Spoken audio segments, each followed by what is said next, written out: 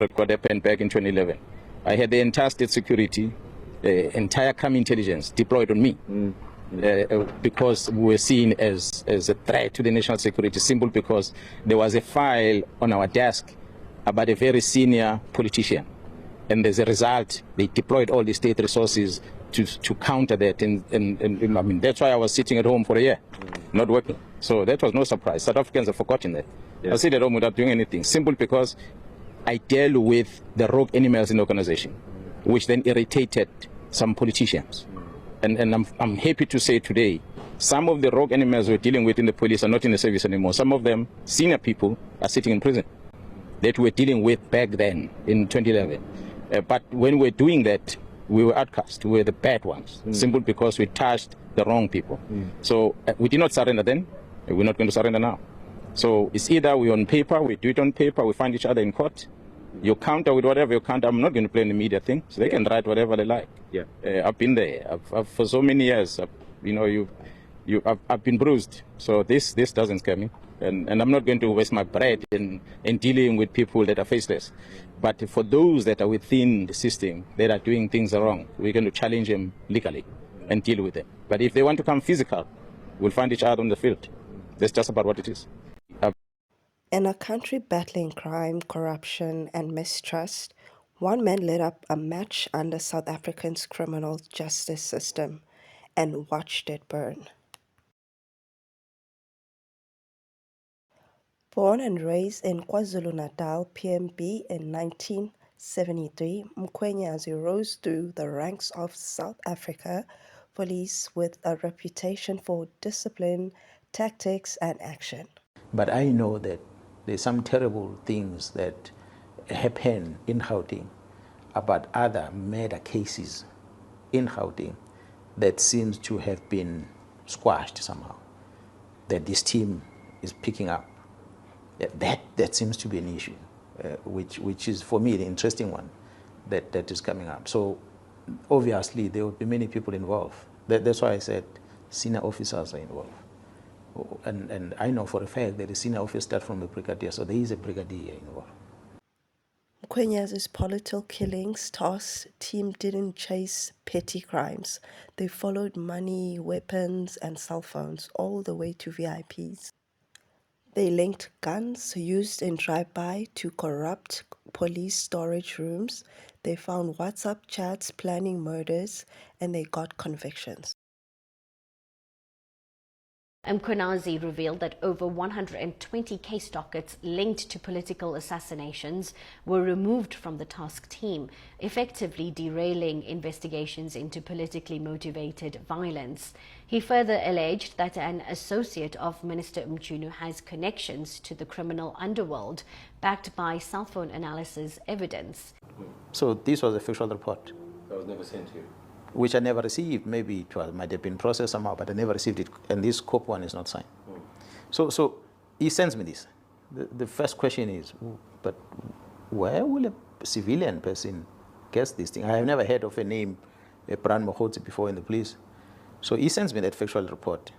And immediately, same time, he sends me the copy of OP entry. So someone took a photo of that OP entry, which is accompanying this report, which basically contains the same thing as 2 pages of the OP entry, containing the same thing that is on the OB.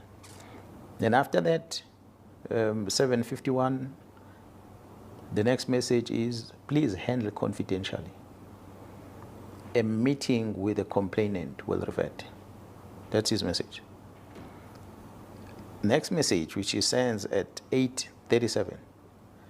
am in Lusikisiki today. Well, let's say a WhatsApp message, which means I am in Lusikisiki today. And the next messages come after that. General Khumalo, DivCom, just checked your standing with him. Now introduce something else. He's still busy with the prison. Now introduce General Khumalo. General Khumalo, DivCom, just check your standing with him.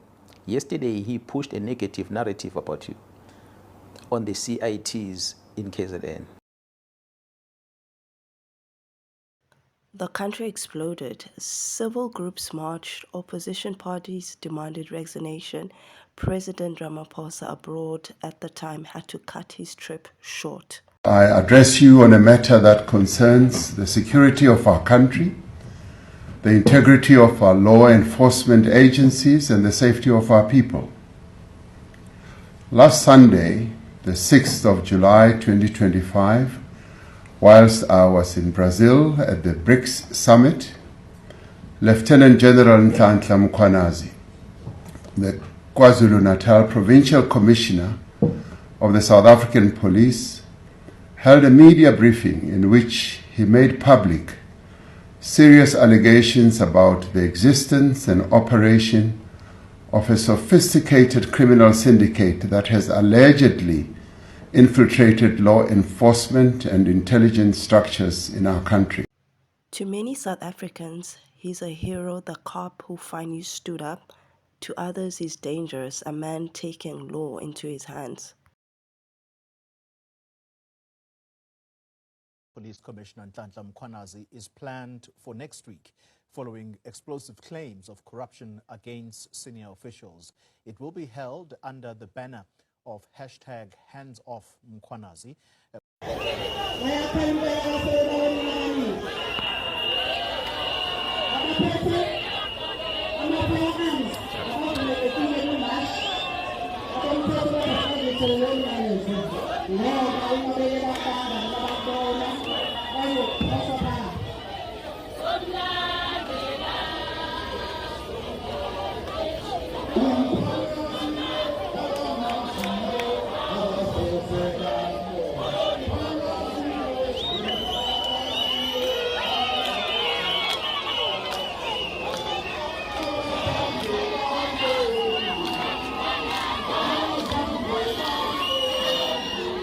We fully back Mkhwanazi, General Mkhwanazi. We believe that we need to get rid of this corruption.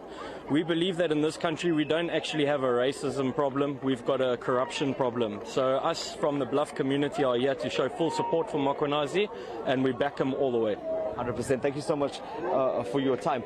Just as we go this way, you know, what we've been told is that this has been organized by civil society, but obviously everyone is welcome, and that includes political parties, which have also showed up, and that's what they've done. So you're seeing various groupings that have come together here, and you almost see them gathered in pockets, but the message that they are putting forward is the same. The march is expected to get underway in the next short while. It's going to be quite a walk as the protesters move from here and they move all the way down to Hoy Park. That's where they'll be ending this march, and that's where they'll also be expected to deliver a memorandum. Lieutenant General Mkhwanazi may have won a battle, but the war for South Africa's soul is far from over. I'm a police officer who understood the task at hand. When I joined the service, it was my resolve to make sure that I deal with criminals head on. Hence, I had chosen a career within the combating side of policing. That's what led me to work in the units that I worked for over time. Yes, I've been a provincial commissioner, and I'm still a provincial commissioner, coordinating different type of policing operations in this province. And I've been involved with a lot of operations in the country in the past. And I understand that at this present moment, the war that we are facing is so serious that it deals with high-level senior officers within the criminal justice system. Therefore, it is important for us to go into a combat mode. It is important for me to make sure that I take on the enemy directly. So when you see me and you see this management and you understand that we have hard-working men and women, not only in KZN, but across the board in the country, who doesn't like crime, who doesn't like these criminals. I, fortunately, am a citizen in this country. My families are spread across different provinces. So it is my duty and the fellow police officers to protect them. So I'm not going to surrender their freedom. I'm not going to surrender their safety to anyone. So I will die for this badge. I will die for them. So I will fight this fight until the end. Wherever the end is, we will fight. We're not going to stop.